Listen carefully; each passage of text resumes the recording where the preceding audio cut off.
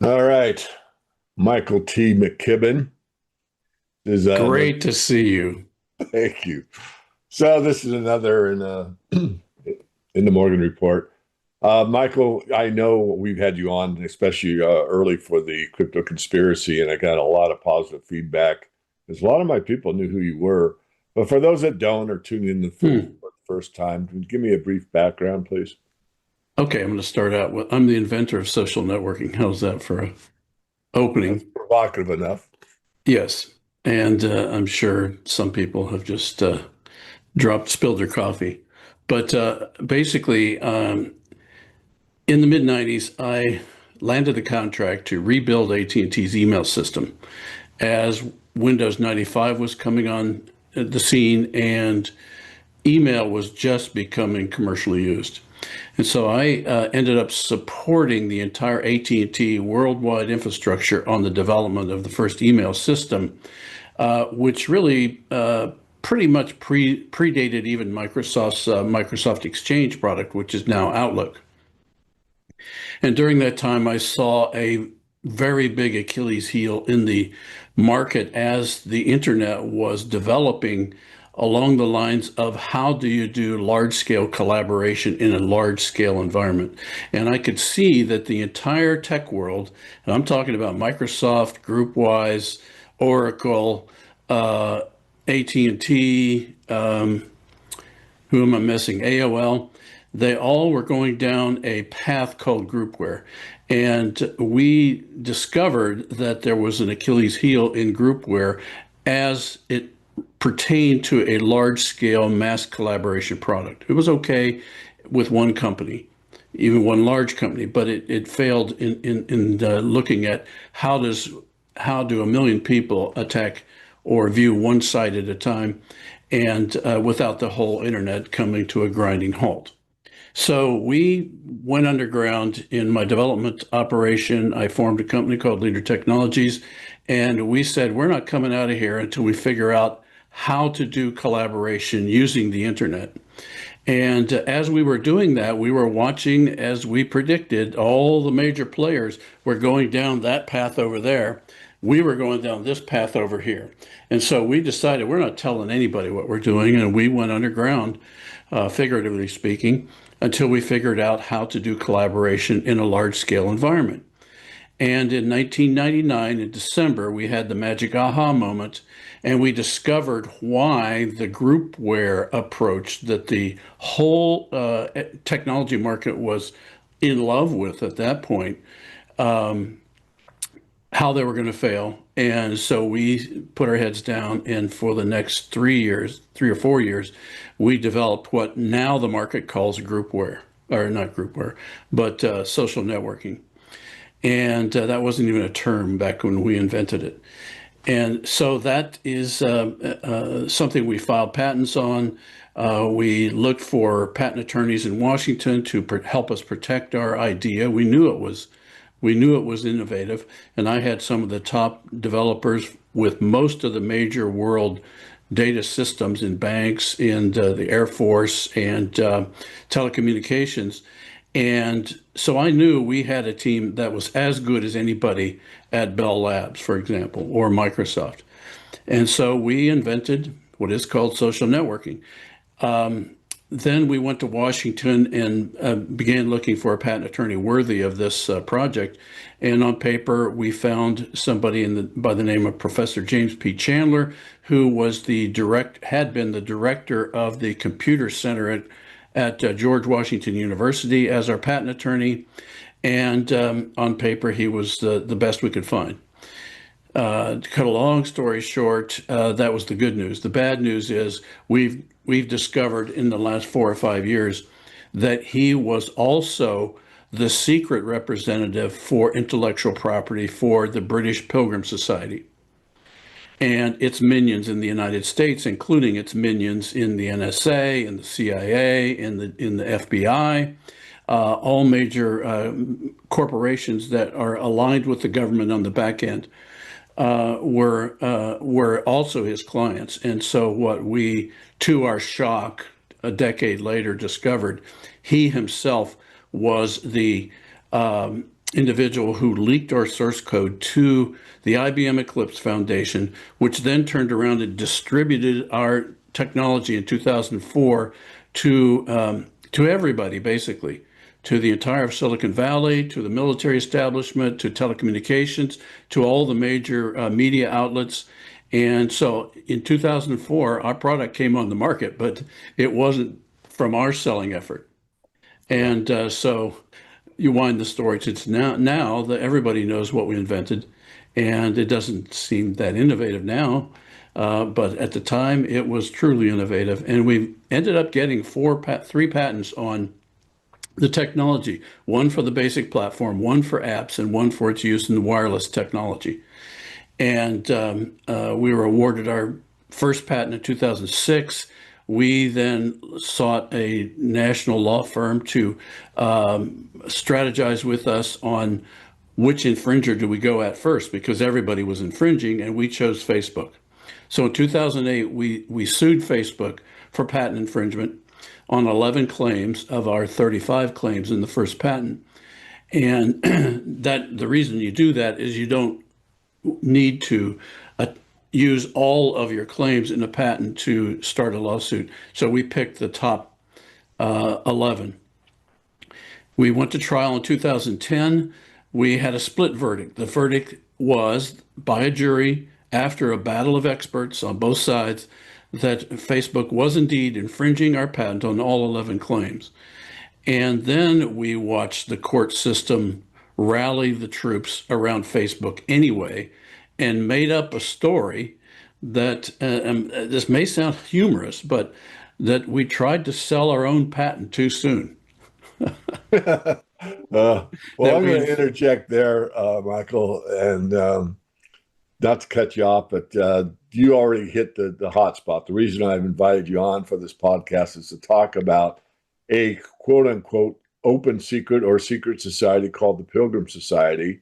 And we hear so much about the Masons and the Jesuits and other secret societies, but one that most people haven't heard of is the Pilgrim Society. Now, you and I have a fairly long history, and we both know about it. But let me just outline a couple things and turn it back. Yeah, that'd be great. But the Pilgrim Society, a century of influence, and have you ever wondered where the real good old boys meet to shape and perform the, let's say, global agenda?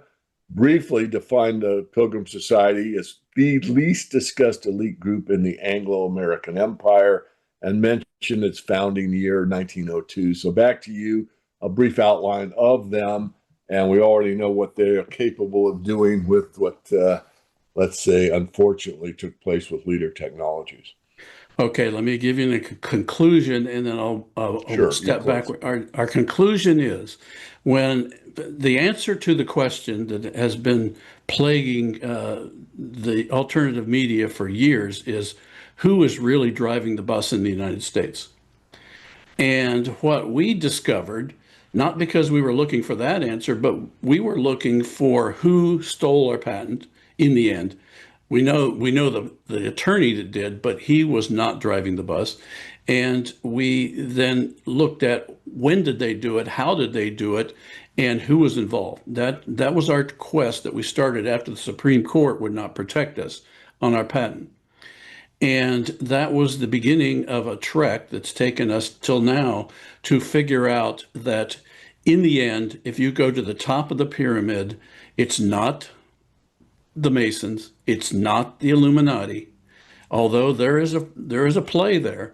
The ultimate organization is the British Pilgrim Society that was founded, like you said, in 1902 by British aristocrats who were working to reorganize the British Empire around a secular, I wouldn't even say secular, I would say an irreligious to demonic empire that was driven by corporations and not by governments. And the corporations would have their main allies in the newspapers of the world. And so that was their plan. And they decided that they wanted to be a secret society. And this all came out of a vision of a man by the name of Cecil Rhodes, who actually formed the first corporatist British organization called the British South Africa Company. And as you recall from your history with gold and silver, the Rothschilds and Cecil Rhodes formed an organization called De Beers Consolidated Mining in South Africa, and this was to be the source of their cash and wealth and their leverage to basically carry out this scheme. And that has been the case to this day. They ended up monopolizing all of our banks, and this goes way back before De Beers. This goes back to the American Revolution and the involvement of Alexander Hamilton with the City of London, with the Bank of England, and with the London Assurance Company. And as we know, Hamilton organized our first 4 banks. And it wasn't because of his genius. He had 2 books that the histories tell us he read, and it was the history of the Bank of England. And then he pushed forward the model for the U.S. that was to be a carbon copy of what the Bank of England did in the way they created currency, the way they leveraged gold and silver, and that was to be controlled basically by the Rothschilds, but not only the Rothschilds. There were other players involved, the Barings, the Warburgs, the Schiffs. There were a number of banks involved, but the Rothschilds were really behind the scenes driving this bus. And so the Rothschilds were quite involved in the formation of the Pilgrim Society in 1902. And then Cecil Rhodes died in 1902 unexpectedly at a young age. And therefore the Rothschilds took over things like the Rhodes scholarships, because in Rhodes's world, the Oxford University was going to be the place where they trained their future personnel for the Pilgrim Society. He decided specifically that he wanted it to be a secret society, and he liked many of the secrecy practices of the Jesuits. He liked many of the secrecy practices of the Masons, and before them, or not before them, but some of the things that were developed called the Illuminati, which never really organized as a society, but it was used by the Rothschilds so that they could get status to become get honors in the United Kingdom, become knights, become lords, become barons. They developed the Illuminati to qualify themselves for those positions. I'll just interject here for a moment. So just to kind of outline what you said, I mean, it's highly exclusive, invitation only. And some of the past members are U.S. presidents from Theodore Roosevelt pretty much onward, all the British prime ministers, all the prominent banks on both sides of the pond in the U.S. and throughout Europe. Corporate and media magnates are also participants. And the meetings are private, and there's no official minutes. And it is the absolute pinnacle of what we'll call, in polite terms, discretion. You want to call secret society, you're probably on point. And the relationship that they have overlaps, but not direct connections to the Council on Foreign Relations, the Royal Institute of Affairs, which is direct rules, the Bilderberg Group, and the British Advisory and U.S. Power Elite. So just to get a firm grasp, people, that this is, again, something that very many people don't really even know of the Pilgrim Society yet. And I agree with Michael, whether it's the tippy top of the pyramid or not, I'm not going to commit that far, but it's darn close, if not the top. I'll put it in those terms. And it's, to me, I think the battle that's going on, I'm going to go a little off course here, and we could come back. It looks to me as if there's either a contrived good guy, bad guy, or a real good guy, bad guy. I haven't made up my mind yet, because after reading 1984 and almost having it realized, we're just doing these perpetual wars just to keep things going. Or is there a real breakaway saying, I'm sick and tired of the Anglo-American Empire, which is what we're discussing, and we, the BRICS, want to get away from you guys. Now, is that true? Is it true or false? It's true that they're formed and it's happening. Is it really that they want to break away. And I'll add one more thing, give it back to you, Michael. After looking at ISO 222, it looks like the tip of the pyramid is still there, meaning that the way that this new structure and the new financial system is going to be orchestrated all goes through this mandate ISO 222. They don't care if you're BRICS or Pilgrim. They're gonna Right. take care of the money problem anyway. So I would love your opinion on it, and thank you for coming on, because I really get excited because not only are you brilliant in my opinion, but you have a deep understanding of what I call street smarts, because you got beat up so darn bad that you had to learn it kind of, let me just put it in polite terms, the hard way. Anyway, Yeah. you say. Right. I didn't choose this path. It chose me. And when the Supreme Court didn't protect us, I had to decide whether I was just going to tuck my tail between my legs and go away, or figure out what was going on. And being a civil engineer, I like to solve problems.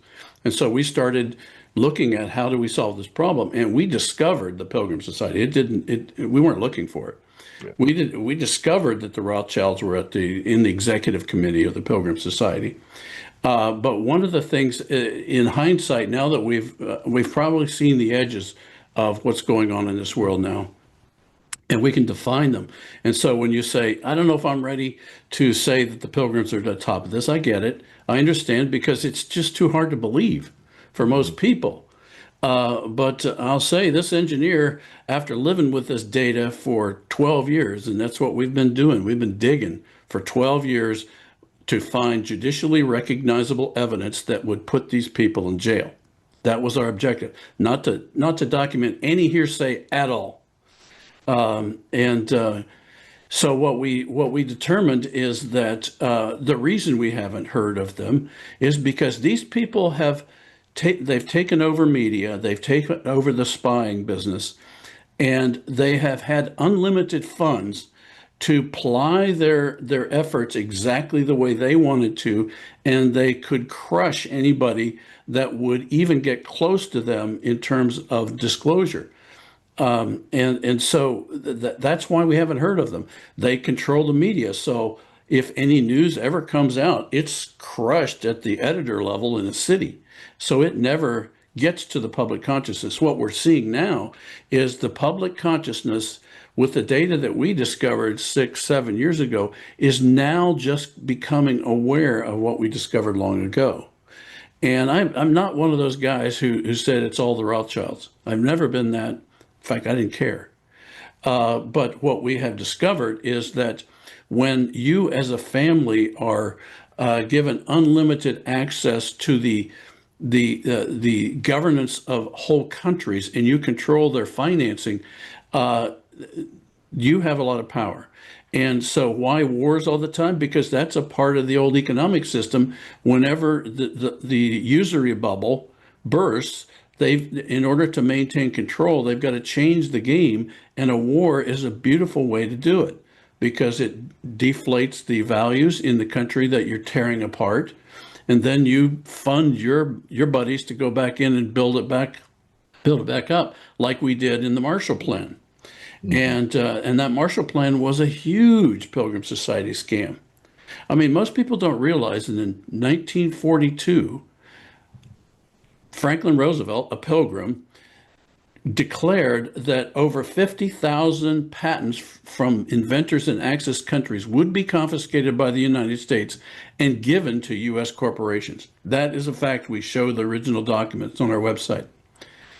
And it was a feeding frenzy. So no wonder post-war, there was a post-war boom. We had many of the best ideas in the world all given to our corporations for free. Wow. And that's the value we've been living on our whole lives. Yeah.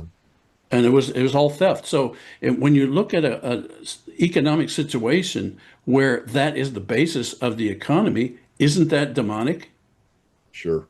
It can't be you can't describe it any other way. It's not an individual doing this. This is a demon who is pressing on society to get his way. Yeah. Well, let me interject. Do you think the BRICS is show or go? Do you think it's just for show And from what I really think, that really, based on how these bankers are all aligned together, or is it really someone wants to break away from the Anglo-American empire?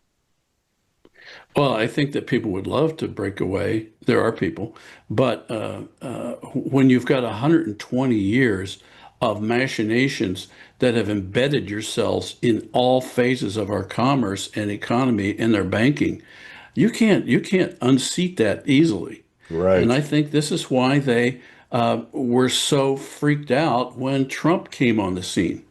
Because, I mean, there is some indication that Trump was aware of the Pilgrim Society. Certainly, JFK's father was. JFK, John Kennedy, or what was his name? What was JFK's father's Joseph. name? Joseph. Joseph Kennedy was a U.S. ambassador to the U.S. There's a clue. He was a pilgrim. And it looks like he could not even stop the assassination as a pilgrim, because JFK specifically warned. He said he warned us of secret societies. Who was he talking about? Well, of course it was the Pilgrim Society, because he knew a lot about it. His dad told him. And then he said, I'm going to break the CIA into 10,000 pieces. Well, he knew that the CIA was an outgrowth of the Five Eyes agreement, a secret intelligence agreement that we formed with the British, or the British forced down our throats, more likely, in 1946. So anything that the CIA did was taking orders from the City of London. He knew that too. So he had to go. Yeah. Let me push back a little bit, playing devil's advocate. You know, I'm on your side, but just for Go what the ahead. audience is going to say. Oh, come on, you guys. Oh, those guys. You know how it goes. So the criticism or controversy. I mean, we see it as an elite steering committee, basically making policy, owning the media. Allegations, which I believe are true, is they have extreme influence over foreign policy. They're advancing the banking and corporate control, which really, I laugh about. I have to digress slightly here, Michael, but people think the president, he's the most powerful person on the planet. Are you kidding? Corporations are the one that write all the rules in Congress. I mean, the Congress critters are just there to take money for free, smile for the camera, and let the lobbyists write the rules for them. How do you come up with, 10,000 pages overnight and put it out and say, we're going to Right. want to propose this new law? Come on. Sounds like But the Patriot Act. in defense of the non-thinkers, I'll call them, and I'm not trying to offend anybody, but look, there's one purpose of my life, is to promote freedom and to get people to think. So having said that, the defense from the supporters, or what the media will tell them, is, hey, what's wrong with you guys? It's just a social club for important people. So what would you tell them to do? You're not going to watch another podcast, because if you and I aren't going to convince them, that's fine. Dig it out and prove it for yourself. What book would you have them read? I mean, I've got your latest one here. Would this be enough of a primer, let's say, that would help them understand what's really going on? Yeah, that relates to the Rothschilds in and Israel. And in the process of discovering how these guys operate, we discovered this overarching influence of the Rothschilds on the development of Israel. And we discussed why they've been so successful in what they've done and how they've done it. And we've also talked to evangelicals in there of, you need to take a fresh look at your belief that the Bible's Israel is not this modern state, and we show examples of that. But in terms of why they have been so successful, we're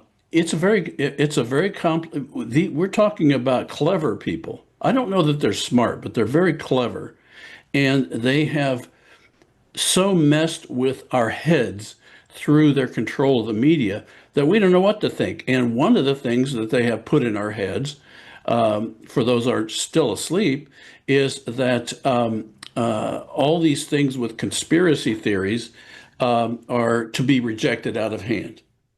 And even now, I've attempted to use Grok and see how Grok positions this, and they have certain organizations with information labeled as right-wing conspiracy theorists, and that's the way they label it. So if anybody's just out there trying to use find out a little bit more about this, they're going to see all of us labeled as conspiracy theorists. But what we need to realize is that term itself was built by this mind control media group to protect their involvement with the Kennedy assassination.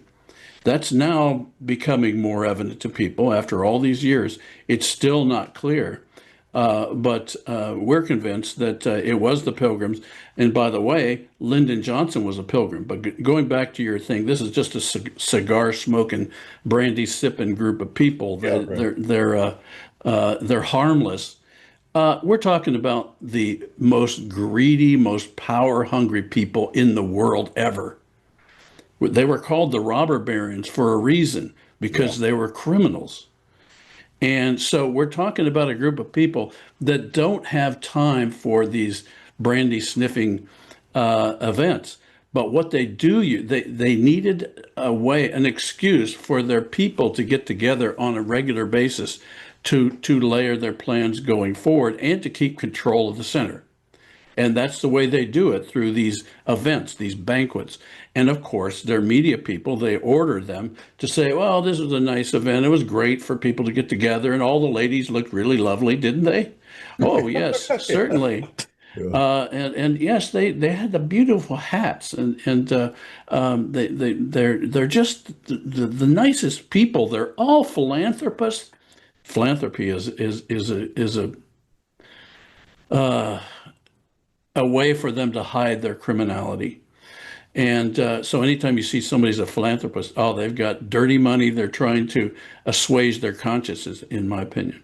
Yeah. So the idea of getting together is a key issue for them. They're all over the world. There aren't that many of them. There are a couple thousand, 3,000, 4,000, and they're all over the world. So how do they get together? Well, they have these nice banquets, and everybody comes and they get all dressed up. That's for the public consumption. The average tabloid reader, they're all fascinated by those kinds of events by the uber wealthy. But in fact, these people are sitting there recruiting people, organizing their events, agreeing on their strategies. And when you say, is there a group at the top? I mean, some people say there's a committee of 300.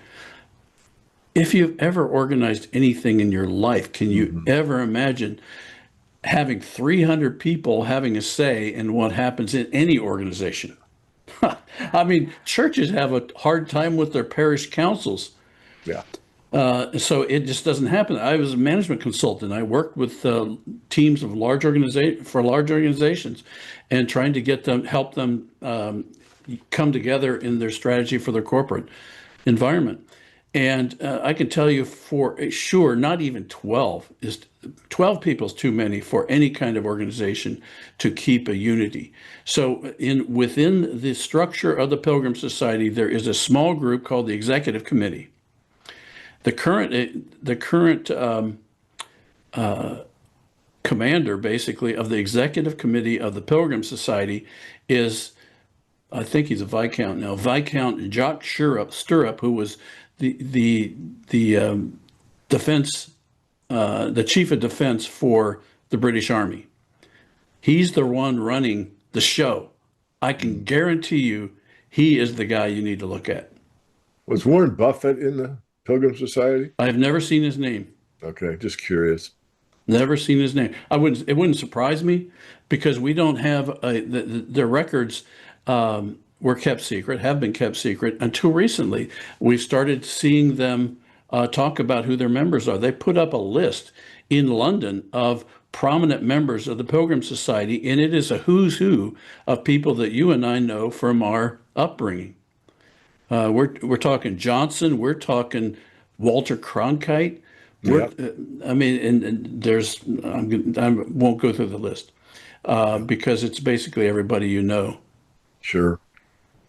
Wow, such an eye opener. Well, I know we are going to do another one, but it really, really matters. I mean, this is a fight for freedom above and beyond everything, and I've devoted my life to, honesty and in the monetary system, not to allow a certain group to, get something for nothing and control basically the whole planet based on the power of the money power. But coming Right. back on point here, I'd like to just quietly close out, and then going to, once I post this, I'll ask my webmaster to open the comments. I usually don't, but I think, Michael, for our benefit and for our listeners' benefit, let them comment, and I will make the time, even though I, have a full days just like you. I'll curate the comments and see what we come up with. If it's substantive, which I believe it will be, then I think we should have another visit, another podcast, and go through, let's say the most Yeah, that'd be a good. That's a good idea. misunderstandings or clarifications or concerns or whatever. Because there are people out there that think, and I've never said I know everything. I'm gonna learn it all. No one can learn it all, but I just happened to stumble upon the Pilgrim Society very early on. There was a gentleman named Charles Savoy that brought it to my attention when I started the Silver Investor. I rebranded the Morgan Report well over a decade ago because we do a lot more than the silver market. But he brought the Pilgrim, and I was like, God, and I didn't think I knew everything, but I thought in my look down the rabbit hole, and I'd gotten pretty deep, that I would have thought of it or heard of it or known about it or whatever. No, that was the first time I heard of it. That was like 25 years ago now. But still, There are people now that are in the alt media, we'll call it, that probably are hearing the Pilgrim Society for the first time. So I would say the Pilgrim Society is not a conspiracy theory. A conspiracy theory is something you got to think about. The word was brought up under the Kennedy assassination, and it's a mind control mechanism, in my view, where if you hear that, you automatically dismiss any other thinking. What you really should do is say, is it true or is it false? Make it an absolute. It's either true or it's false. So if it's a conspiracy theory, you've got to determine for yourself on your own to determine the amount of data, facts that you need to prove or disprove it. And it's a documented elite institution. We know it exists. We know who's been in it. They publish their members at times, and or they leak out. They've been leaking out lately, right? And it's basically the most powerful figures on the planet. And final question is, if the most powerful people of the elites in finance, politics, and media have been meeting behind closed doors for over 120 years, shouldn't we at least keep asking questions?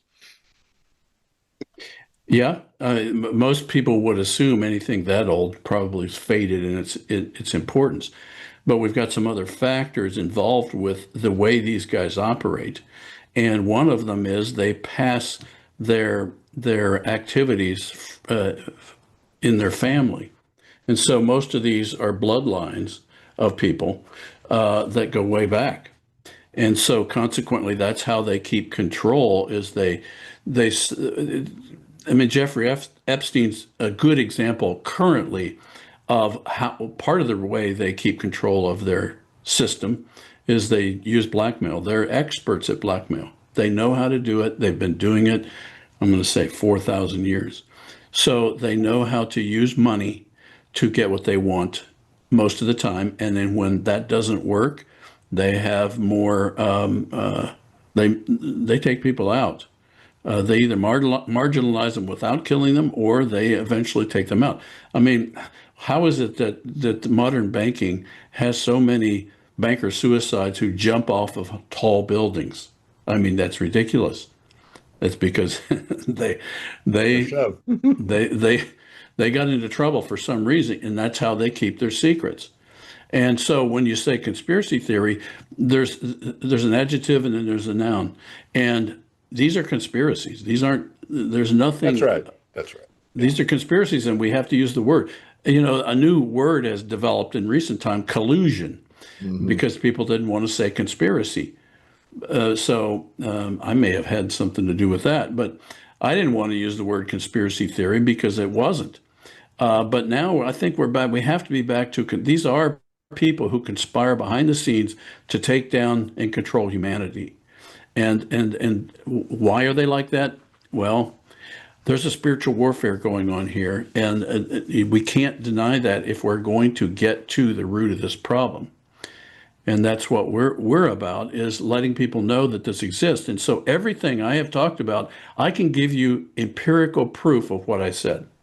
And that has been one of my objectives, is to get past the epithets and the rumors and all this kind of stuff, and actually look at, okay, were the Khazarians real? What's their role? Were the Rothschilds real? What's their role? And we've been piecing this very large jigsaw puzzle for a long time, and it really goes back more than 120 years. We're talking about the origins of usury as the basis for their activity. And as long as we have usury, we're going to have wars, because that's the way they keep their banks going. So for people that do want to follow through, where do they find more information? And by the way, I'll just do a public declaration that thank you for our friendship, and saved me a lot of time, because, you know, being on your mailing list and seeing some of the stuff, like there were a couple, honestly, I can't cite them for you, but it's like, wait a minute, I'm not sure about that. You've given me 3 links.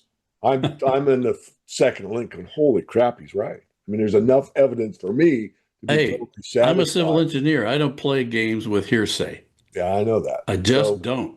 Now I'll read it and I'll examine it to see if there's any validity to it. Yeah. But in the end, my conclusions are more, here are the facts. You decide. Right. Yeah, I love that. So how do people learn more from you? Where do they go? Okay, there's 2 sites where we publish a lot of this investigation. They're both we call them truth history sites. One is aimfortruth.org. That's AIM 4truth.org. And the other is americansforinnovation.com. That's one word, Americans plural, 4 innovation.com. Very good, Michael. I'm going to wrap it up here. I will look at the comments. So I'm sure I have another chat, and one that I'm working on, and I will get to it.